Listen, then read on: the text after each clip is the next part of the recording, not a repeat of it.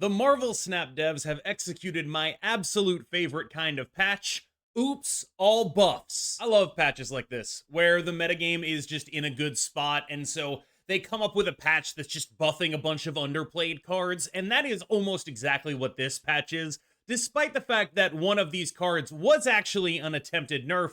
We'll see about that one. Of course, it was not this one. Luke Cage is getting his old effect back. This is now going to be on a 3/4 body, which I think is a good place for this card. Shadow King, in the absence of Luke Cage, became the single strongest thing to do entirely at the 2-cost slot, with a very few other tech cards can get to be that cheap. It was easily the best of the tech cards for a while without Luke Cage. Gradually, however, it has gotten worse and worse as its targets have left the metagame with nerfs to the Collector and, of course, to Werewolf by Night. Which means now that those targets are no longer big parts of the metagame, there's a lot less risk in bringing back this iteration of Luke Cage, and I think it is a good time for them to do this. I am very much in favor of it.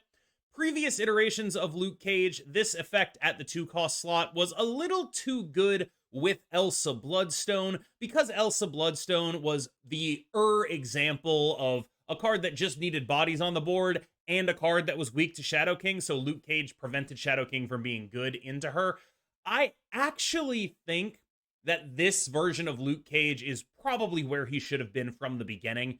This is a solid body that has an effect that is a little bit worse than Mobius, and in exchange, it gets an extra point of power. At 3/4, this is a very solid option for some Silver Surfer decks, in my opinion, as they are very, very weak to Shadow King at the current moment. Because Silver Surfer decks right now tend to be built around Sebastian Shaw, and when they're not built around Sebastian Shaw, they're built around Brood, and Brood typically is looking to get extra points from either Nakia or Silver Surfer, and there's just a lot that this card can do to keep that deck a little bit more competitive. However, I do not think it solves Silver Surfer's biggest problem, which is that Silver Surfer has very few ways to profitably interact. The dominant decks in this metagame are the ones that can include Shang-Chi or Enchantress, or the ones that can go very far over the top. An example of the first type of deck is pretty much any Shang, Enchantress, Zabu deck. An example of the second type of deck is Destroy, which we will get to later in this discussion, as there is another card that is definitely a Destroy player that might be a little bit different after this OTA. When you match up into either of those as a Surfer deck, you end up being a deck that just puts points on the board, but does it worse than Destroy, and you don't have the ability to interact with Destroy the way the deck with Enchantress and Shang-Chi can actually do.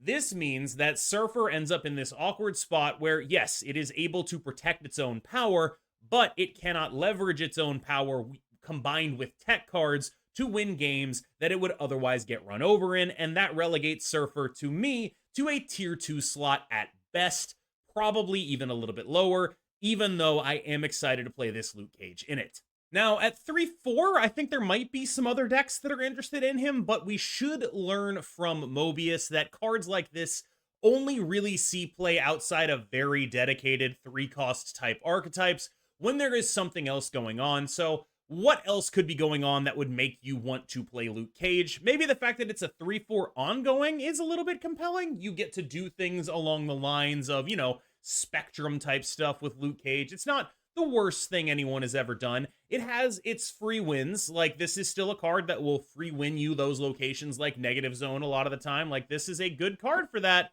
I do think that it is good that it is back in the metagame, as High Evo is a card that people are distinctly aware of. So it ends up getting a role as a Silver Surfer staple, high evolutionary, fail-safe kind of card. And it will absolutely shut down, for example, that Abomination deck that I posted pretty recently. We do not want to see any of this card ever at all. But generally, I don't think it's going to make huge waves in the metagame. It's just going to be good to have him back as a sort of safety valve on that sort of high Evo type thing. Not that I particularly expect it to be that good, but it's good that there's a safety valve back in the metagame for it. This is likely to be the most controversial of the changes in this patch, and you'll notice that I talk about this patch like it was oops, all buffs. This one was not intended to be a buff, and I think this is as good a time as any to talk about exactly how weird I find it that there have been multiple answers from the devs describing Destroy as a deck that is slightly too good, And I just want to address that because this change was clearly made with the intention of making Destroy a little bit worse. And the specific intention they mentioned in the patch notes was Deadpool getting overly large was their major worry about the deck. And Deadpool getting overly large was because of Hulkbuster, and presumably their data does tell them that the Hulkbuster Destroy decks perform better than the non-Hulkbuster Destroy decks. And I understand that I'm coming at this from a very, I'm a high elo player. I know how to play against the deck very well. I find it a little bit predictable, all of that stuff. I understand that, like, this is my perspective, and it definitely does not necessarily apply to people down the ladder, but I am a bit shocked that this deck is being regarded as a serious problem. That's what I'm shocked about, first of all. There's a second thing I'm shocked about. We'll get to that. But first of all, I think that Destroy is basically the perfect deck to be a good deck. It is a deck that is evocative and fun and enjoyable, while also being easy to counter and easy to deal with.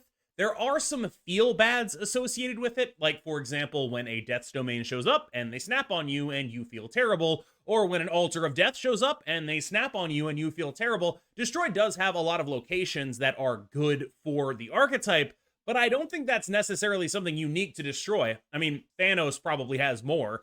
And I think that this is a deck that is, generally speaking, not doing anything overly unfair. All of its big guys are 100% vulnerable to every tech card in the entire game. You will be able to hit something like a Null with a Shang-Chi. You will be able to prevent them from playing Arnim Zola on the Null. The times when they are best, and I do think that the devs correctly identified this, is when they have like a 24 Deadpool and like a gigantic Null as well, and that's their turn 7. But I think that like that is like kind of the only time when the deck is actually not vulnerable to literally everything. It is sort of my opinion that this is a great deck to be the best deck in the game. If this deck is the best deck in the game, your game is in an extremely healthy and enjoyable place. And so when they started talking about nerfing it, I was just like, I don't know why you'd ever want to. I feel like we've gotten so used to looking at a deck that's like a top 2, top 3 deck in the game and being like, that's a problem. But they're not all problems. Some of them are just cool. Sometimes it's good. It's okay to have strong cards in a game as long as they're not unfair or unfun. And there is nothing unfair or unfun about Destroy. It's like the most fair, the most fun, good deck that there ever has been. I am consistently shocked. Like we go from like something that was eminently unfair in like Blob Thanos, the most unfair, ridiculously unfair, just only cheating, to a deck where you need to draw your payoff on like turn 1 or 2, and then you need to go through all the effort of making your payoff bigger while showing your opponent you have the payoff, and then you need to somehow be cube positive with it. I think Destroy is perfect. It's a great deck, and I love where it's at right now.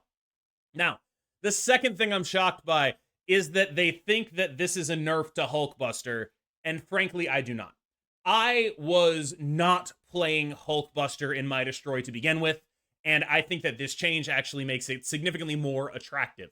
One of the big things about actually playing Hulkbuster in your deck was that it was unable to be weaved into your curve very well. However, now we have something along the lines of Deadpool into this, into a 3, into Deadpool and another 3, and suddenly I think that Deadpool is actually like reliably bigger, right? Like this is a way of getting your hands that are like Deadpool, this, Venom, Deathlock. Like suddenly those hands are a lot bigger and a lot more consistent and a lot better. I actually think that this is a relatively significant buff to the consistency of Destroy, although it is a sort of downgrade to the high roll, which is weird because typically when they do these kinds of buffs and nerfs, what they focus on is keeping the high roll intact while taking out some of the low rolls. And here, it seems what they focused on is lowering the high roll potential, but making the deck a little bit more consistent. And I think what they think is that this will enable it to be a little bit more telegraphed, a little bit more obvious, a little bit less,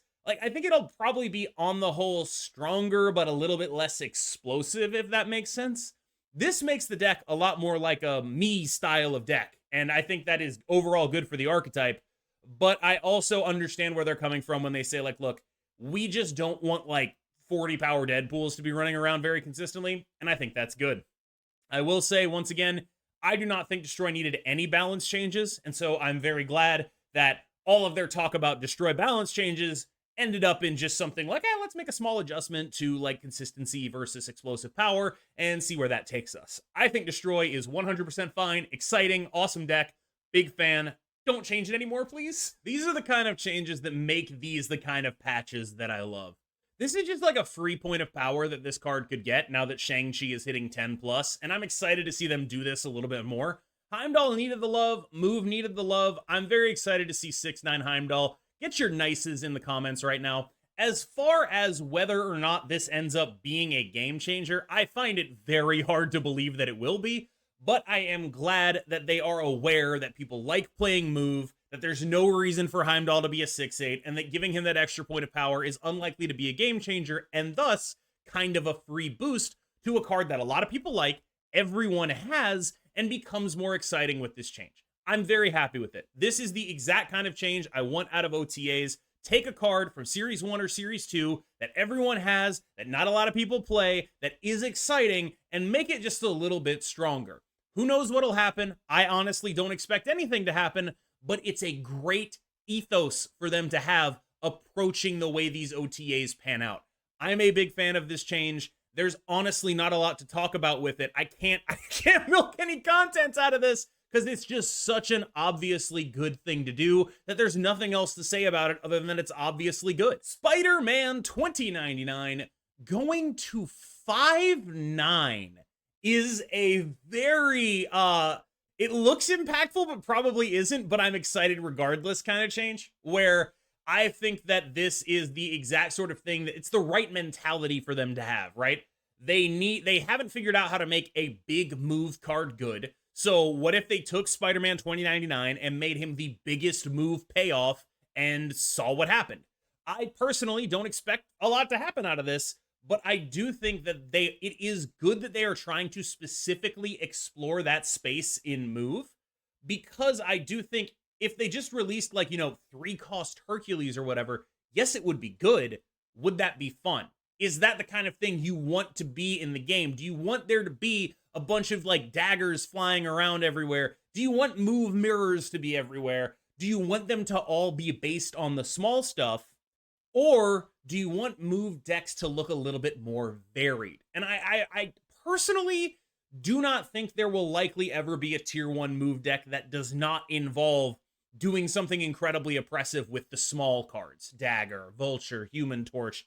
The ones that require a little bit of investment but are fundamentally cheap for what their rate is if you pull them off. As opposed to this guy who is a different conception of move payoff, where it's just like, all right, this is a good body for the rate. It does not get blown up by Shang-Chi, and if you play a Heimdall after it, it'll blow a guy up.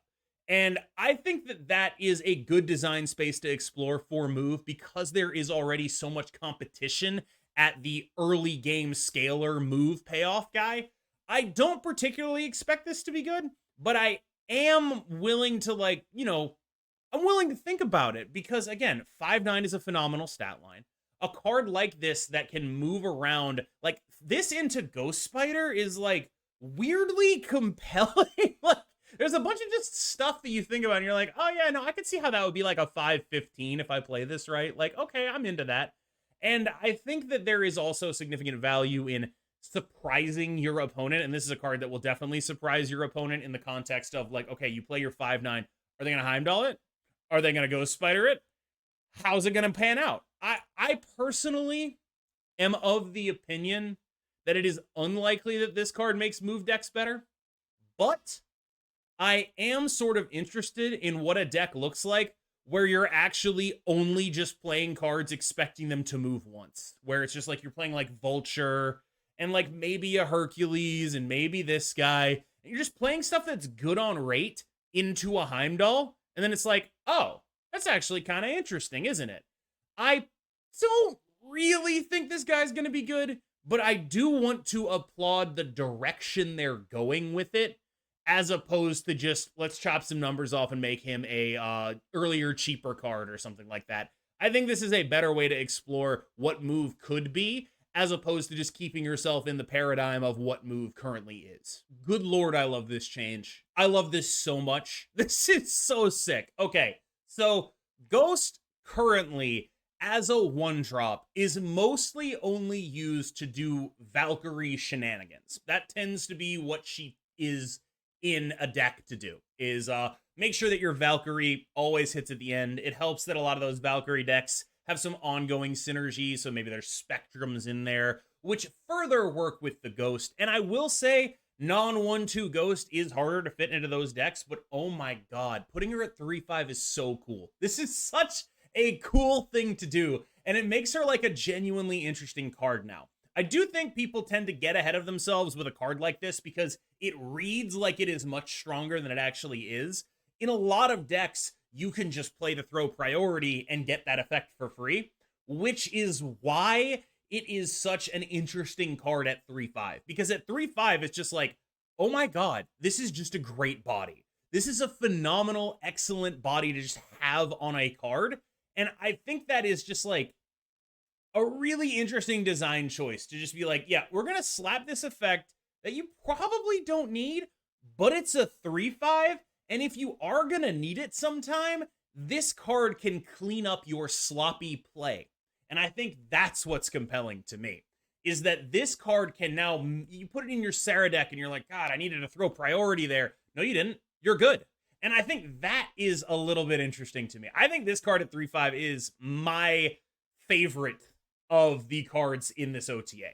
The one that I am the most excited to figure out if it's actually something that I can use properly, because I play a lot on stream, which means I mess up a lot, which means this card will save my bacon a ton. I am positive of that. In addition, 3/5 with an ongoing ability is compelling in those sort of spectrum type decks. Like, that is a legit body. That is the biggest 3-cost ongoing that we have right now.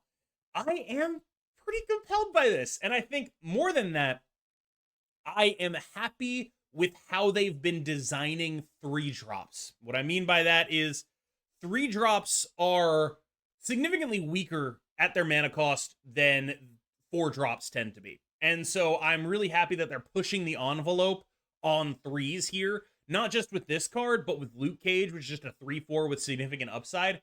There really aren't enough of those, and I think this is arguably a 3/5 with upside, which is just a great stat line. They mentioned in the notes that they were thinking, you know, what if we could conceivably call this a downside? Let's see what it looks like at 3/5, and I'm really excited for that, because I think right now the reason to play this is just great body, interesting effect, will cover your ass if you are a deck that often wants to throw priority. Granted, there are less decks that want to throw priority in an Alioth world, but this is a card that can cover your ass in those decks. I'm super excited for it. All right, y'all. Thank you for making it all the way through that video. For a quick TLDW, there are 5 cards in this OTA. I think all of them were buffs. I'm very excited for that, and I think it indicates that not only is the meta good, but Second Dinner recognizes that the meta is good too. These are my absolute favorite OTA kind of patches, where it's just like, we pick like 5 cards, and we buff them all a little bit. We just see what happens. And that's usually proof of a good metagame. When things like that happen, when there's no like massive outcry, oh my god, please fix this, that's proof of a good metagame. And I do think the metagame is great right now. I am a huge fan of how Marvel Snap is panning out. I do think that there are some genuine concerns in terms of like what the best decks are, but I can't really tell because people seem to be torn between complaining about Destroy, which I think is wrong, and complaining about every deck having Shang-Chi and Enchantress, which I think is wrong, but we've been in metas where every deck was playing Shang-Chi and Enchantress before, and guess what? People built to beat Shang-Chi and Enchantress, and it worked very well. And I think that this is the metagame we've been in where the top decks are by far the most beatable if you want to beat them, and I'm very excited for that. I am super enjoying playing Marvel Snap right now, and it feels like a breath of fresh air after we've had like Elsa and Loki and Miss Marvel and Blob, and now we're finally at something good. And I want to take a moment and appreciate that, because I feel like, I guess people are trying to make a mountain out of a molehill, where like, yeah, there are like maybe some things you could take issue with in this metagame, but they're nowhere near what we've had to deal with for the last 4 months. And frankly, I'm just enjoying this moment of peace and quiet. So for KM Best, I'm KM Best. I will see you in the next one.